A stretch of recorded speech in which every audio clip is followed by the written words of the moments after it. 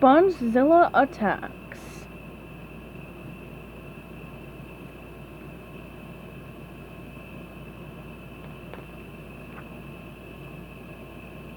It was a dark and spooky Halloween.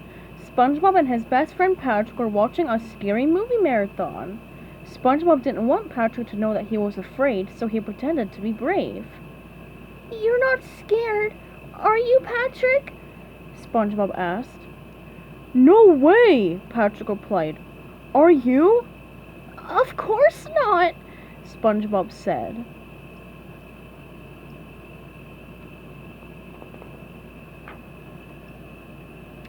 Later that night, SpongeBob climbed into bed, but he couldn't sleep. His room seemed darker than usual. Eerie shadows crept across the floor. Strange shapes floated in the corners. Even Gary's gentle snoring made SpongeBob shiver with fear.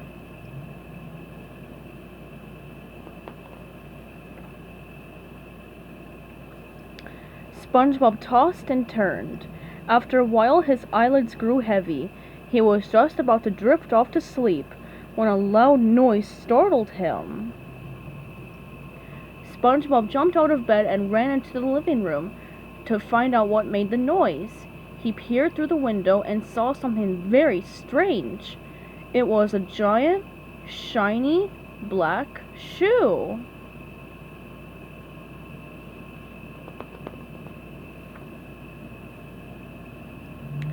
Then SpongeBob heard a rumbling sound. The roof of his house ripped right off. In its place, a giant yellow monster stared down at SpongeBob. The creature roared. It reached for SpongeBob with its huge yellow fingers. "Ah!" SpongeBob yelled. This was just like a scary movie come true.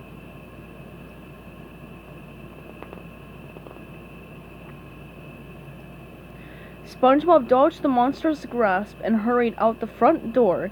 He ran to Patrick's house. "Help, Patrick!" SpongeBob cried. "It's a monster!" "A monster? Where?" Patrick asked nervously. "Outside!" SpongeBob answered, pointing. Patrick lifted his rock to take a peek. "Whoa, SpongeBob! You're huge! I think you ate a little too much popcorn," said Patrick. "No, Patrick, I'm over here," SpongeBob replied. "Then what's out—" "Ah! The monster!" Patrick screamed as he realized who was who.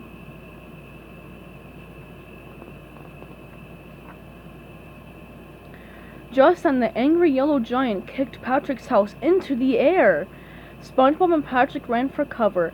They hid in a field of kelp as the monster stomped past them, crushing buildings along the way. "Have you ever seen anything so scary, Patrick?" SpongeBob cried. "Well, kinda," Patrick replied. "What do you mean, kinda?" asked SpongeBob.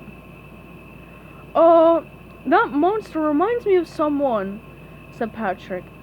"Who?" SpongeBob asked. "Well, geez, SpongeBob, he's like a giant, angry you," Patrick answered.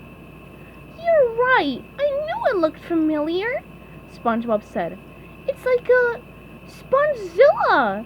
How are we gonna stop me? It." "We should try to make it happy," Patrick suggested. "Maybe then it will stop crushing things." "Great idea, Patrick," SpongeBob replied.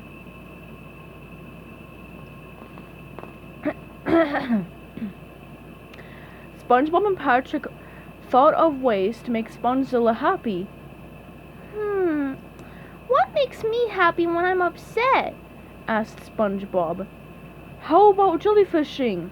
Patrick responded. "Right! Let's give him my jellyfishing net," SpongeBob said. SpongeBob grabbed his jellyfishing net and the two friends set out in search of SpongeZilla. They found it in front of the Krusty Krab. "Over here!" SpongeBob called, waving his arms to get the creature's attention. He held out his jellyfishing net. SpongeZilla bent down to pick up the net, but its hands were too big, and it crushed the tiny net.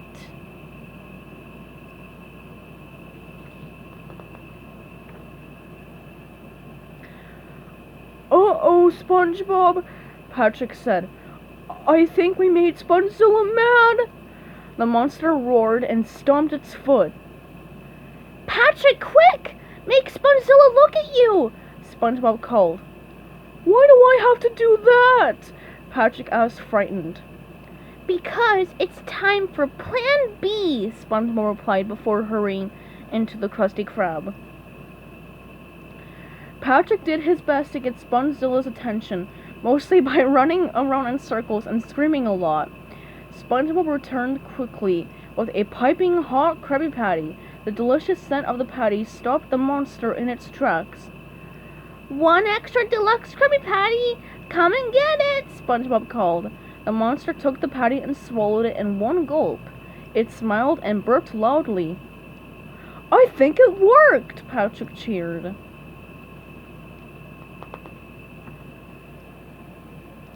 Suddenly, the creature turned and grabbed the Krusty Krab.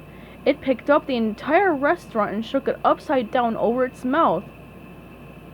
Uh-oh, Patrick! I think SpongeZilla wants more Krabby Patties! SpongeBob said. What are we going to do? Patrick asked, panicked. SpongeBob thought for a moment. Just then, a guy in a Krabby Patty costume ran past. Excuse me, SpongeBob said to the guy. Where did you get that costume?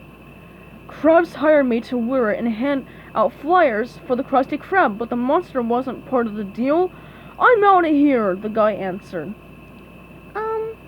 Do you think I could borrow your patty suit, sir? SpongeBob asked. Take it, the guy replied quickly. We're doomed anyway.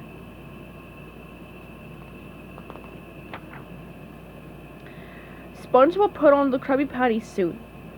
I don't like this, Patrick said as he stared at the crushed jellyfishing net in his hands.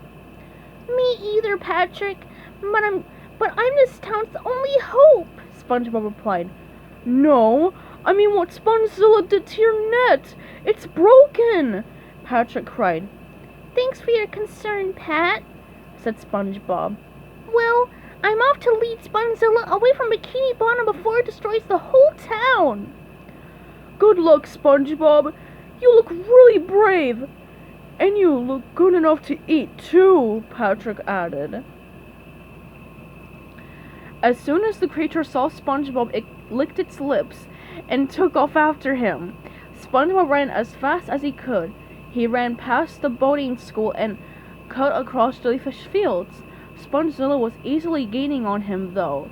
Each step the monster took was 10 times bigger than one of SpongeBob's tiny steps.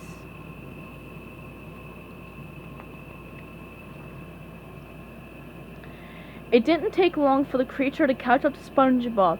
It grabbed SpongeBob in one of its huge hands and dangled him over its mouth. SpongeZilla! Please don't eat me! SpongeBob cried, but it was too late. The next thing SpongeBob knew, he was falling. No! Don't eat me! SpongeBob cried. Don't eat me! Hey, SpongeBob, wake up! Called a familiar voice. SpongeBob opened his eyes, expecting to see the gaping mouth of a giant yellow monster. Instead, he found himself on the floor of his bedroom looking up at Patrick. I think you were having a nightmare, Patrick said. I was! SpongeBob exclaimed. I guess those movies did scare me a little after all. Patrick looked sheepish. Yeah, that's why I came by to check on you, he lied. Maybe next Halloween we can just dress up and go trick-or-treating instead, Patrick suggested. Agreed, said SpongeBob. In fact, I know the perfect costume.